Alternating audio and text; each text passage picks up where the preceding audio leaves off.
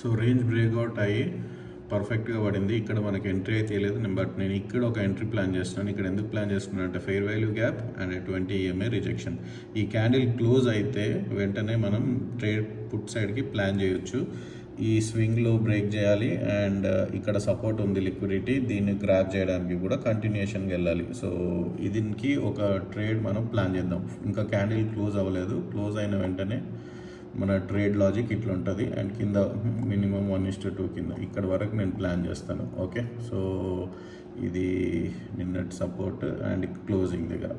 So let's see. Okay, నేను update చేస్తాను మీకు ముందు. సో క్యాండిల్ క్లోజ్ అయింది, ఎక్కడ ప్రైస్ దొరికినా తీసేసుకోండి. యా, సో ట్రేడ్ మనది కంప్లీట్ అయింది direction, but market bearish and trending. Okay, so ఇది ఇంకా పడే ఛాన్సెస్ ఉన్నాయి. మనకి 1:30 టైం అవుతుంది. సో నేనైతే ట్రేడ్ ఎగ్జిట్ అయిపోయాను. సో ఇవాళ ట్రేడ్ జర్నల్లోకి ఇది వెళ్ళిపోవాలి. అండ్ మీకు నచ్చితే like, share and subscribe. Thank you.